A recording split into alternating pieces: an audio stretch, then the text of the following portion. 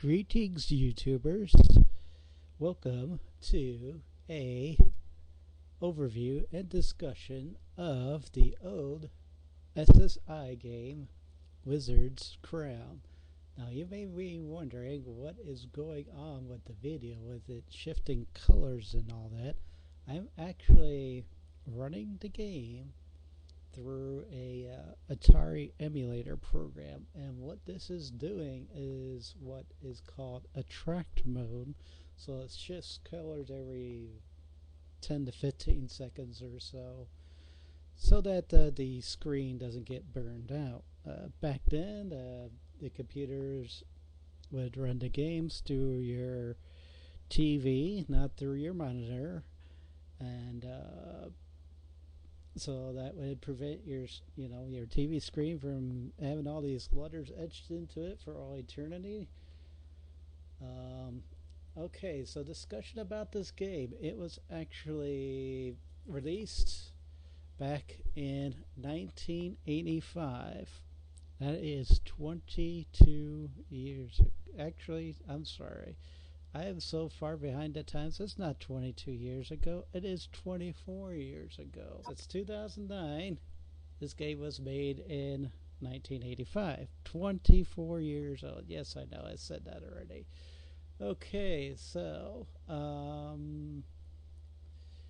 you go over a few things in the menu option. I'm sure you've already noticed that the grammar is off Wizard's Crown. Okay, yeah, well, fortunately, actually, there is another bug in this game besides the grammar. So, when I reach that point, I will discuss it. It won't be now, right now at the moment. You may notice that with the emulator, it will let you use 2 drives at a time. That was pretty sophisticated for today's. Remember, 20 years ago.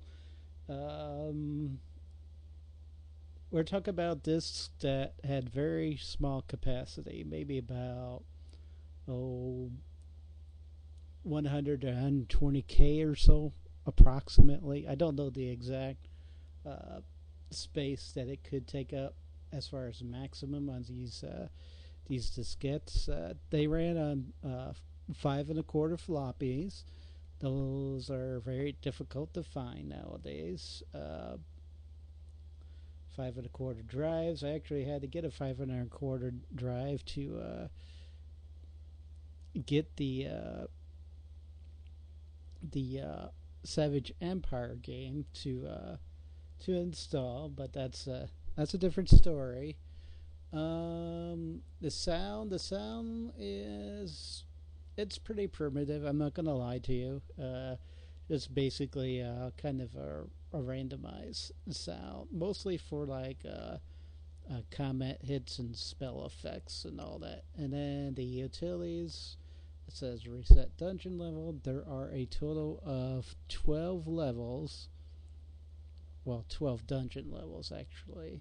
12 dungeon levels for this game. The first one, it's pretty straightforward and simple. It's not really difficult. The second one is much harder. It's just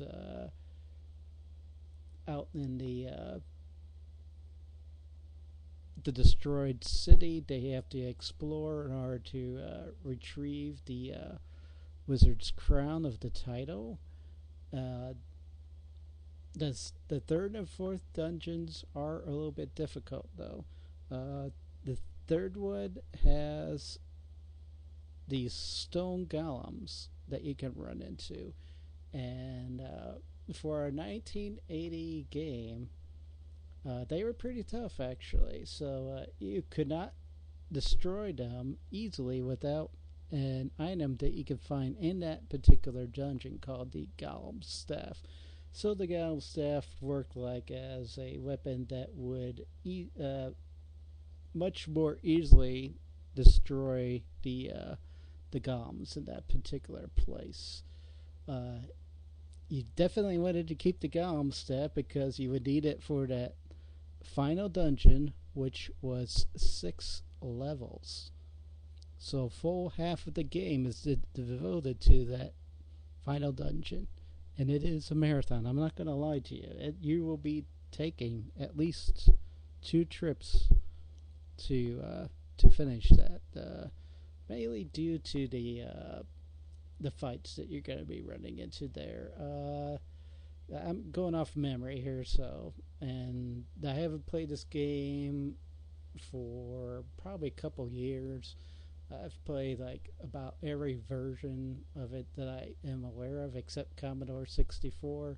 So I've played the Atari, the IBM, Apple. I've played through Apple on it, so it is a bit of a sentimental favorite. Of course, it holds no candle nowadays to games of today. However, the system that was created here is actually, I guess, a template, from lack of a better word, for the Go Box games that would follow up later for the SSI series. So a lot of the combat-oriented stuff, if you know the Go Box system well, or you have experience with it, you may recognize elements of that within this game. Also, monsters had resistances. 1980. This is before Diablo 2, whatever game you want to throw out there with resistances for creatures. So this is the game where everyone probably at least took a little bit from it. Not probably quite as much from it as I may make it sound like, because this game had tactical combat. So tactical combat, you could easily spend 30 to 45 minutes in a fight fighting against monsters, and that's probably the big selling point of this game, is the tactical combat, because you're often, you want to arrange your fighters against the enemy and see how well they do.